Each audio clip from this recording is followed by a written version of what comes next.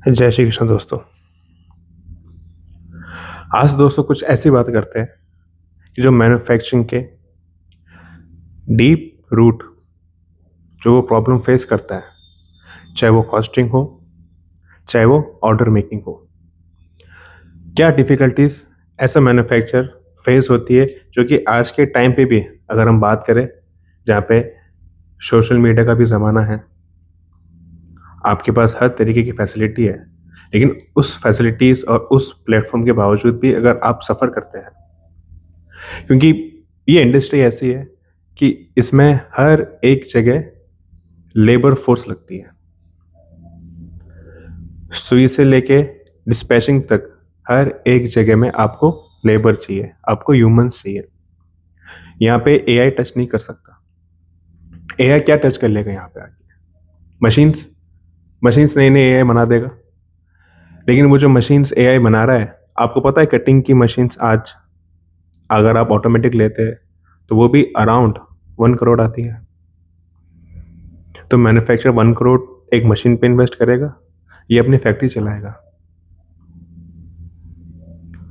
Last episode में हमने बात की थी कि कॉस्ट कैसे होती है, कैसे एक फैक्ट्री 3 करोड़ के ऑर्डर के बावजूद भी 17 लाख रुपए कमा पाती है केवल। और वो 17 लाख कमाए हैं या नहीं कमाए, ये कौन डिसाइड करता है? आपको जितने पैसे चाहिए, बायर आपको उतने पैसे देता नहीं है, क्योंकि मार्केट में इतने सारे लोग हैं उस प्राइस से कम करने के लिए। तो आप सबसे पहले वहीं पे नेगोशिएट करना शुरू कर देते हैं। अपॉर्चुनिटीज मार्केट में इतनी ज़्यादा हो चुकी है एज अ मैन्युफैक्चरर कि बायर के पास ऑप्शंस है। ये फील्ड मैन्युफैक्चरिंग की, यहाँ पे आपके पास 300 मशीन्स है, हमारे पास 300 कारीगर है, जिनको हम उनकी फैमिलीज को देखते हैं। उसके बाद स्टाफ्स है। क्या लगता है 40-50 लाख रुपए महीने के हमको हर फैक्ट्री में, चाहे काम हो या नहीं हो, चाहिए ही होते हैं? क्या वैसे कॉस्टिंग मिलती है? बिल्कुल नहीं। You have to compromise. आपको अपने प्रोडक्ट कैटेगरीज पे फिर कॉम्प्रोमाइज करना पड़ता है। ऑर्डर्स लेना, कॉस्टिंग करना सबसे main pivotal point of any manufacturer, क्योंकि वो केवल अपनी खुद के घर की सर्वाइवलिटी की बात करता है, उसके साथ जितने 300 कारीगर है, स्टाफ है, उनकी टीम है, कटिंग है, फिनिशिंग है, उन सब का पेट भी पालना होता है। मैन्युफैक्चरर कॉम्प्रोमाइज करेगा, लेकिन वो ये चीज़ें देख के करता है। ये कोई ऐसी बात नहीं है कि भाई मैंने कुछ ओवर द टॉप बात बोली हो आपको। ये कॉमन रियलिटी ग्राउंड है। बहुत सारे हमारे भाई दोस्त हैं, वीडियो पे कमेंट करके बोलते हैं कि सर आप अपना एक पर्सनल एक्सपीरियंस शेयर करिए। आज के टाइम पे जब मैन्युफैक्चरर पर्सनल एक्सपीरियंस शेयर करेंगे तो कोई सुनेगा? और सुन लेगा तो कहाँ तक हेल्प कर सकती है उसके अंदर? आज इतने सारे ब्रांड्स होते हैं, आज सबसे ज़्यादा मोनोपोली मार्केट में किसकी है? सिंपल सी बात करते हैं, organise unorganise market. Organise market वो जो एज पर गवर्नमेंट चलता है। अब देखिए, लैंडमार्क ग्रुप है, टाटा है, रिलायंस है, सब है। सबसे बड़ा मार्केट शेयर किसके पास है आज भी? रिलायंस के पास। बिल्कुल। और रिलायंस और सबसे बड़ा कॉम्पिटिटर कौन था कुछ टाइम पहले रिलायंस का? बिग बाजार। लेकिन बिग बाजार तो रिलायंस के अंडर में ही है। क्या वो डील पूरी हो पाई? मेन बात तो ये भी तो है, आपने उनके स्टोर एक्वायर किए हैं, क्या सारा ही किया है? क्या 100% डील आपने क्लोज करी है? एज अ मैन्युफैक्चरर हमारी बहुत लाइबिलिटीज होती है सोसाइटी के प्रति, लेबर्स के प्रति, बहुत चीज़ों को फॉलो करने के प्रति, सारे रूल्स एंड रेगुलेशंस। वही सेम चीज़ बायर पे भी अप्लाई करो ना यार। उनके पास की कोई लाइबिलिटी नहीं है। एक बायर एक सिंपल मेल डाल देगा आपको कि आप प्रोडक्शन सारे होल्ड कर दीजिए till you receive the next mail from us. अब आप क्या करेंगे? किसके पास जाएंगे? ये है रियलिटी मैन्युफैक्चरिंग की। ये है सच्चाई गारमेंट की, क्योंकि ये इंडस्ट्री ऐसी है, ये इंडस्ट्री है, कंस्ट्रक्शन की इंडस्ट्री है, एक्सेप्ट और भी इंडस्ट्री की जहाँ पे 100% लेबर फोर्स लगता है। You can't do anything without them.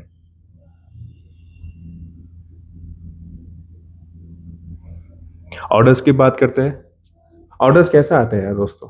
क्या लगता है ऑर्डर कैसे आते होंगे? आप चले जाएंगे बायर के पास कि ऑर्डर बना के दे दो, वो ऑर्डर बना के दे देंगे आपको? कोई भी इंडस्ट्री के अंदर अगर आपको नया बायर लेना है, आपको वो ऑर्डर कन्वर्ट में, मैं अभी गारमेंट की अगर स्पेसिफिक बात करूं, आपको 6 to 8 months लग जाते हैं वो ऑर्डर कन्वर्ट होने में। आप पहले उनके लिए सैम्पलिंग करो, सैंपल करने के बाद उनके सैंपल भेजो, फिर वहां से रिप्लाई आएगा, फिर आप फोन करो, फॉलोअप करते रहो, फॉलोअप करते रहो, फॉलोअप करते रहो, फिर लास्ट में आ जाता है कि सर ये सीजन तो हमारा जा चुका है, नेक्स्ट सीजन में हम एक काम करते हैं, वापस से नई सैम्पलिंग शुरू कर देते हैं। 8 months लग जाते हैं। ये तो मैं कम बता रहा हूँ, कभी कभी तो 1 साल भी लगता है, 1.5 साल भी लग जाते हैं एक ऑर्डर कन्वर्ट कन्वर्ट होने के अंदर, किसी बायर को आपके पास लेने के अंदर। ये है रियलिटी मैन्युफैक्चरर की। हमको हर दिन फाइट करना होता है, हर एक दिन।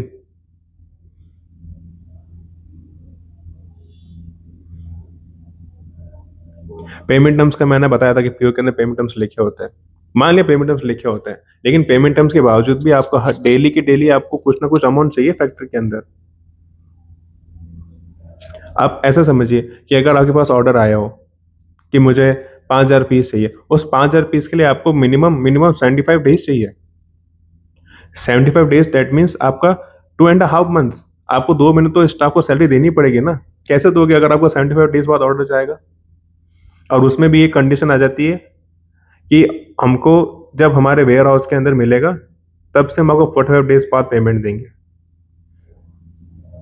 120 दिन, 4 महीने, कैसे सरवाइव करेंगे?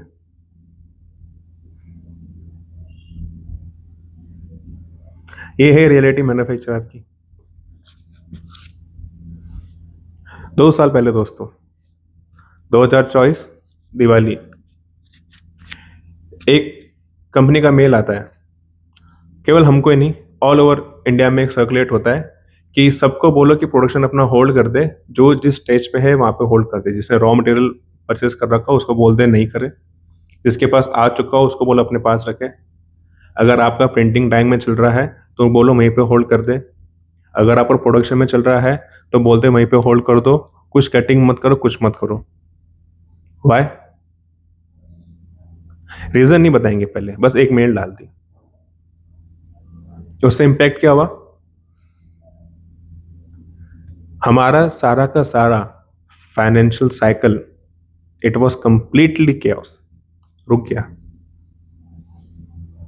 क्योंकि इंडस्ट्री ब्रदर रोटेशन पे चलती है, साइकिल पे चलती है कि आज ऑर्डर गया है, कल ऑर्डर गया है, उसके इतने दिन बाद अपने पास पैसा आएगा। जब तक बीच में हम 2-3 ऑर्डर करेंगे तब हमारा रोटेशन बनता रहेगा। रोटेशन को सेट करने में साल भर लग जाता है।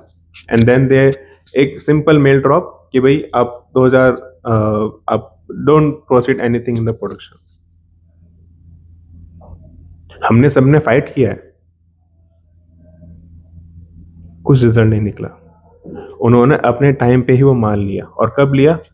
मार्च 2025 से स्टार्ट किया उन्होंने, और टिल आई गेस जुलाई 2025 तक वो माल लेते रहे वो वाला। अब हम कहाँ जाएंगे? हमारी सुनवाई कौन करेगा?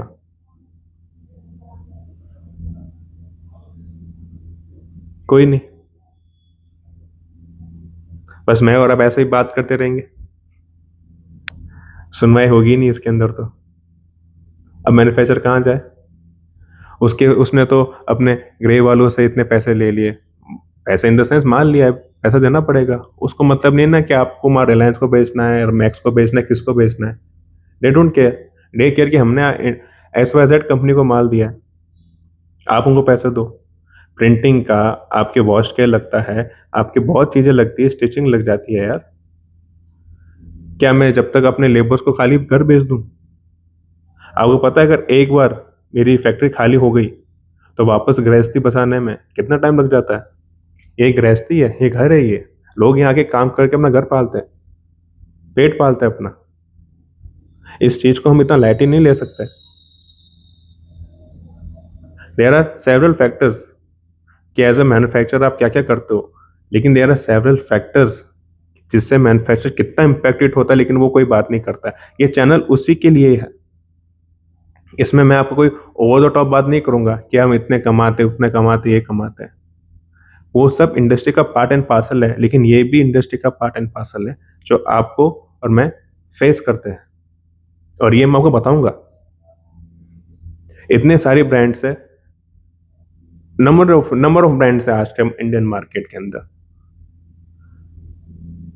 अब हो ऐसा गया है कि ब्रांड्स हो गए लिमिटेड और सप्लाई करने वाले इतने ज्यादा हो गए कि डिमांड ही कम है। हर गली में मैन्युफैक्चर हो गया है। क्यों? उनको लगता है कि 10 मशीन डाल दो, 20 मशीन डाल दो, हमारे पास ऑर्डर आ जाएंगे। और ब्रांड चाहती है कि हमको जितना सस्ते का सस्ता माल मिलता रहे, हमारे लिए उतने फायदे का है। तो एज जो इतने साल से जो मैन्युफैक्चर है, फिर वो किस से फाइट करेगा यार?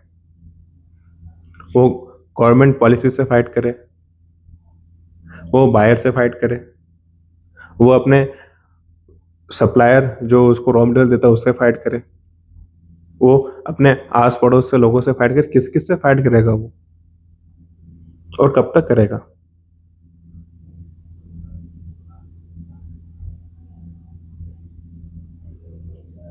ये चीजें जो कंपनियां करती है, ब्रांड्स करती है, ये हार्श ट्रूथ है। नो डाउट वो ऑर्डर देती है,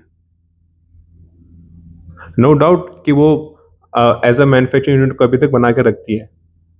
लेकिन ये साइड भी तो है। This is the darker side. इससे कोई छुपा नहीं सकता इस चीज को। और मैं जिस इंडस्ट्री की बात कर रहा था वो रिलायंस है।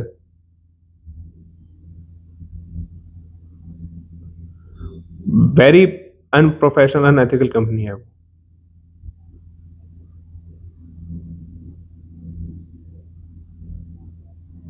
दे डोंट केयर कि आपके पास क्या ऑर्डर है क्या ऑर्डर नहीं है। आप ऑर्डर करेंगे उस रेट में, नहीं करेंगे अच्छा आपका पड़ोसी कर लेगा। और देन नेक्स्ट सीजन से सर आपने वो ऑर्डर नहीं किया था, हम आपको वो ऑर्डर नहीं दे पाएंगे आपको। ईगो, इतनी ईगो हर्ट होती है। उनकी किसकी सैलरी नहीं करती है इसलिए उनको इतना हर्ट होता है। हर्ट नहीं होता है, I am sorry, because no matter what they do they are still getting their salaries. लेकिन यहाँ पे हमको सैलरी देनी पड़ती है। उन लोगों का 1 तारीख आता है, हम लोगों को 1 तारीख बनाना होता है। ये बहुत बड़ा फर्क है। और हम हमारे लोगों के लिए करते हैं ताकि ये इंडस्ट्री, हमारी इंडस्ट्री, मेरा मैन्युफैक्चरिंग यूनिट, हमारा मैन्युफैक्चरिंग यूनिट ये चलता रहे। देयर आर सेवरल एग्जांपल्स कि कौन कौन से ब्रांड क्या क्या करते हैं। नो डाउट सब पेनल्टी पे लगाते हैं। यस, पेनल्टी लगाते हैं लोग। आप उनकी डिलीवरी मीट नहीं करोगे, पर डे 0.5% लगता है। और एक वीक बाद 1% लगाते हैं वो पर डे। अब क्या काम करेंगे, क्या कमाएंगे आप? और ये सब ब्रांड्स लगाती है, कुछ कुछ रेयर को छोड़ के। कुछ वीक का 3% लगा देती होगी, कुछ पर डे लगाती है, तो कुछ ओवरऑल लगाती है। लेकिन लगाती जरूर है, लेट होते हैं जो। उसके बाद आपको बाय एयर शिपमेंट देनी पड़ती है। जिस इंडस्ट्री में पूरा 100% ह्यूमन ही है बॉस, तो थोड़ा बहुत तो लेट होता ही होता है। एंड इसमें हम भी अब एग्री करते हैं, क्योंकि बहुत चीज़ों का मिसयूज हुआ था तभी ये उन्होंने इम्प्लीमेंट किया है, हम मानते हैं। लेकिन मिसयूज करना उस पावर को, वो कब तक मिसयूज होता रहेगा?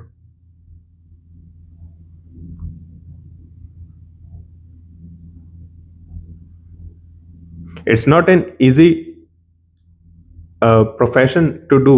आज के टाइम पे मैन्युफैक्चर, वो भी गारमेंट का, जिसमें आपको ना गवर्नमेंट से सपोर्ट मिलती है, सब कहने के सपोर्ट है बॉस कि गवर्नमेंट ने ये क्या, गवर्नमेंट ने वो क्या। ग्राउंड रियलिटी पाएंगे कुछ नहीं है, खोखला है यहाँ अंदर से सब। आप चाहे कितनी बात कर लीजिए, लेकिन सक्सेसफुल नहीं है इसके अंदर। आपके पास वो एक्सपोर्ट पॉलिसीज नहीं है जो पहले होती थी, कुछ नहीं है आपके पास। आपके आस पड़ोस की कंट्रीज में इतनी स्ट्रांग पॉलिसी है गारमेंट को लेके कि वो आपसे कितना आगे पहुंच चुका है टेक्सटाइल इंडस्ट्री के अंदर, ऑल ओवर वर्ल्ड में, आपको आइडिया भी नहीं है। मैं अपना एक्सपीरियंस शेयर करता हूँ जो हमारे साथ रॉन्ग डूइंग्स हुई है और हमारे साथ अच्छी बात भी हुई है। मैं आपको ये भी कहता हूँ, रिलायंस एक ऐसी कंपनी थी जिसने जब लॉकडाउन लगा था, उसने पूरे मैन्युफैक्चरिंग यूनिट को चाहे ऑल ओवर इंडिया की थी, they were the ones to supported them. उन्होंने अपने स्टाइल या पीओ कैंसिल नहीं किए थे, उन्होंने आगे कर दिए थे जरूर, लेकिन उन्होंने कैंसिल नहीं किया था, उन्होंने सारे पेमेंट रिलीज किए थे उनके वेंडर के। They supported us. तो मैं यहाँ पे केवल एक बुराई के लिए नहीं हूँ, ये हाथ रियलिटी है कि यहाँ पे क्या क्या होता है इस इंडस्ट्री के अंदर। बहुत सारे लोग होंगे जिसको इंडस्ट्री माना होगा, बॉस ये भी इंडस्ट्री ऐसी है कि आपको ये साइड भी देखना पड़ेगा।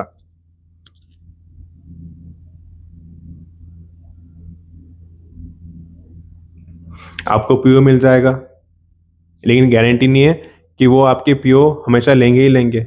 एक मेल आ जाएगी आपके पास कि हमने इस टाइम पे बहुत ज़्यादा ओवर स्टॉक कर लिया, आप इसको थोड़ा अपने पास होल्ड रखिए।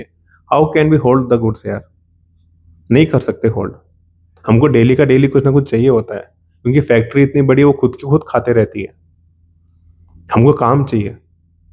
Manufacturer needs work. वो इन एआई के अंदर, इनके अंदर इतना दिमाग नहीं लगा सकता है।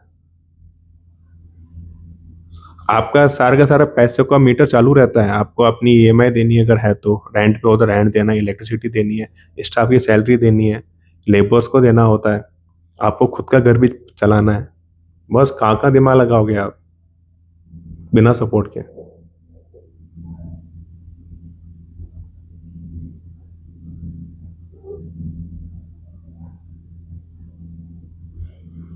तो ये कुछ बातें थी जो मैंने आपसे शेयर करी है, और बहुत कुछ है कहने को, बहुत कुछ है कहने को, लेकिन उसका सबका शॉर्ट यही है कि आज के टाइम पे मैन्युफैक्चरर है वो गारमेंट का, मेरे ख्याल से ये स्किल्स आने वाले टाइम में कम होने वाली है, क्योंकि जो लेबर्स की जो खुद की उनकी एक जनरेशन है, वो भी इंटरेस्ट नहीं ले रही है यार।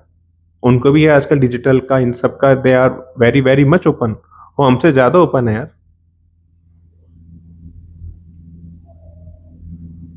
पहले के टाइम पे वो था कि लेगेसी टू लेगेसी, हमारे यहाँ पे भी जनरेशन टू जनरेशन काम किया, दादा ने, फिर उसके बेटे ने, उसके पोते ने, लेकिन अब दे आर नॉट इंटरेस्टेड, उनको ये काम करना ही नहीं है।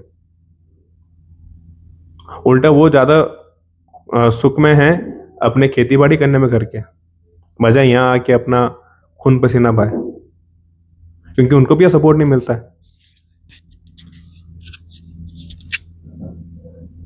और सपोर्ट इन द सेंस, मैं काम की बात करता हूँ, it's a bloody brutal world यार।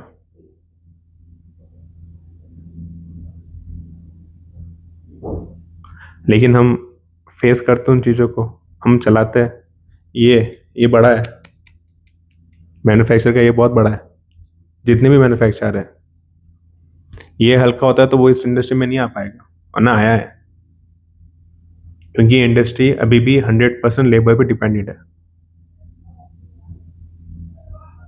और सबसे ज़्यादा एम्प्लॉयमेंट यही सेगमेंट देता है आपको।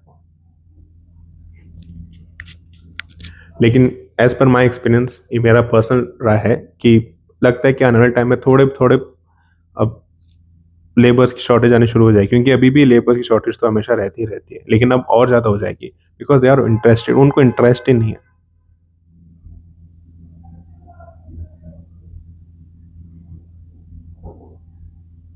तो ये एक साइड है मैन्युफैक्चर का। अब अभी मैं इसमें और भी बात करूंगा आगे चल के, लेकिन अभी के लिए इतना ही। देखते रहिए फैक्ट्री वाला बाय, लाइक, शेयर और सब्सक्राइब करते रहिए। मिलते हैं नेक्स्ट एपिसोड में। जय श्री कृष्ण।